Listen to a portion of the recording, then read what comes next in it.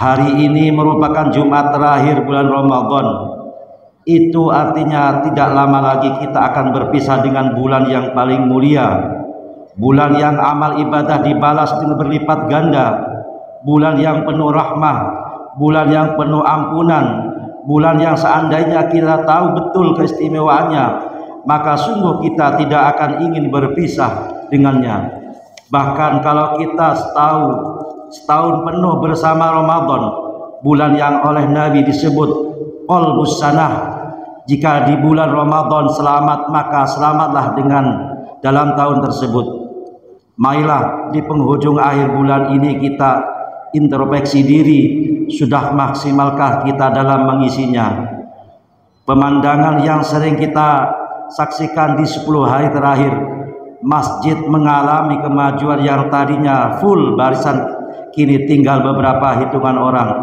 Namun pasar mal dan jalan-jalan ramai berdesakan. Ma'asyiral muslimin rahimakumullah, bagaimanapun waktu akan terus berjalan dan meninggalkan kita. Semoga kita dipertemukan kembali dengan bulan Ramadan yang akan datang dengan lebih baik ibadahnya daripada sekarang. Sungguh rugi dan sangat rugi orang yang melewati bulan Ramadan, dia tidak bertambah baik perilakunya, tidak bertambah baik ibadahnya, dan tidak diampuni dosa-dosanya oleh Allah Subhanahu wa taala. Nauzubillahi min dzalik. Sesuai Ramadan kita memasuki bulan Syawal, yakni peringatan Idul Fitri, hari yang penuh kebahagiaan bagi kaum muslimin yang beriman. Kebahagiaan yang dirasakan kaum muslimin yang beriman di hari itu berbeda-beda. Ada bahagia karena telah tuntas melaksanakan tugas, ada yang bahagia karena bisa bertemu dengan berkumpul dan sanak keluarga, saudara dan teman-teman, dan ada yang berbahagia karena dapat tunjangan hari raya untuk beli baju, perabot rumah tangga, kendaraan dan lain sebagainya. Namun kebahagiaan yang semestinya adalah kebahagiaan yang diraih oleh orang-orang yang pantas menandang predikat Id sesuai dawuhnya para ulama. Laisal Id liman labsal jadid, innamal Id liman ta'atu tazid. Laisal Id liman tajammala bil libasi warukub, innamal Id liman ghufirtu dzunub. Artinya Id bukanlah untuk orang-orang yang berpakaiannya serba baru, kendaraan baru, rumah-rumah penuh aksesoris baru. Bukan, melainkan itu Id orang yang ketaatannya semakin bertambah dan diampuni dosa-dosanya oleh Allah Subhanahu wa taala. Ma'asyiral muslimin rahimakumullah. Karena itu mari kita perbaiki ibadah kita di bulan Ramadan yang tinggal beberapa hari ini. Kita giatkan kembali tadarusan kita, perbaiki kualitas sholat dan puasa kita. Jangan sampai kita berpuasa namun yang kita dapat hanya rasa lapar, rasa haus, tidak mendapati pahala dan hikmah dari puasa yang kita lakukan. Hal ini dikarenakan kita tidak memenuhi adab-adab dalam berpuasa. Mari kita perhatikan dan renungkan beberapa sabda baginda Rasulullah sallallahu alaihi wasallam. Malam yada qaulaz zur wal amala bihi falaysa lillahi hajatun fi ayyada ta'amahu wa syarabahu, rawal Bukhari. Barang siapa yang tidak meninggalkan perkataan dusta dan perbuatan dusta, maka Allah tidak akan memberikan pahala atas meninggalnya makanan dan minuman yang ia lakukan.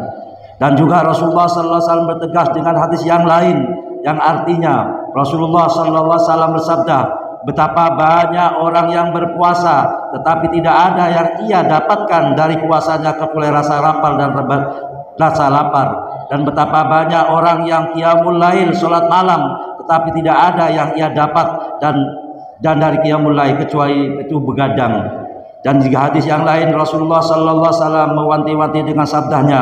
Rasulullah sallallahu alaihi wasallam bersabda, puasa itu bukan hanya menahan diri dari makan dan minum saja, tetapi puasa itu juga dari ucapan dan buruk dan semua perbuatan yang tercela. Diriwayatkan Al-Baihaqi dan Al-Hakim.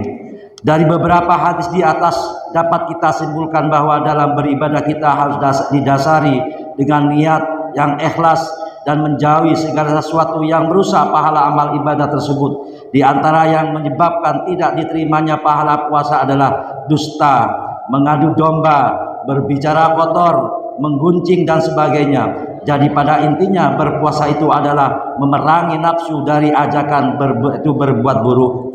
Selain itu, agar pahala ibadah kita utuh, kita harus menjaga diri dari berlaku zalim terhadap yang lain. Jangan sampai kita masuk kategori muflis, orang yang bangkrut, seperti yang disabdakan baginda Nabi Muhammad SAW yang artinya, apakah kalian tahu siapa yang bangkrut? Para sahabat menjawab, orang yang bangkrut di antara kami adalah orang yang tidak memiliki dirham atau uang dan tidak memiliki harta. Lalu baginda Rasulullah SAW bersabda, sesungguhnya orang yang bangkrut dari umatku adalah orang yang datang pada hari kiamat dengan membawa sholat, membawa puasa, dan membawa zakat, tetapi ia tidak mencaci, tetapi ia telah mencaci orang ini, menuduh orang itu, memakan harta orang ini, menumpahkan darah orang itu, dan memukul orang itu. Maka orang ini diberi sebagian dari kebaikan-kebaikannya, dan orang itu diberi sebagian dari kebaikan-kebaikannya jika kebaikannya telah habis sebelum semua kesalahannya dituntaskan. Maka kesalahan-kesalahan mereka diambil dan ditimpakan kepadanya, kemudian ia dilemparkan ke dalam api neraka. Ma'asyiral muslimin rahimakumullah, hadis ini menjelaskan bahwa betapa beratnya hukuman bagi orang yang berlaku zalim pada yang lain. Maka dari itu, jika kita punya kesalahan hakul adami, bersegeralah untuk minta maaf dan menghalalkannya. Jangan sampai ditunda-tunda hingga ajal menjemput. Kita masih punya tanggungan hakul adami. Ma'asyiral muslimin rahimakumullah, sekian khutbah singkat ini semoga bermanfaat dan mengingatkan kita untuk selalu introspeksi dan memperbaiki diri kepada Allah Subhanahu wa taala.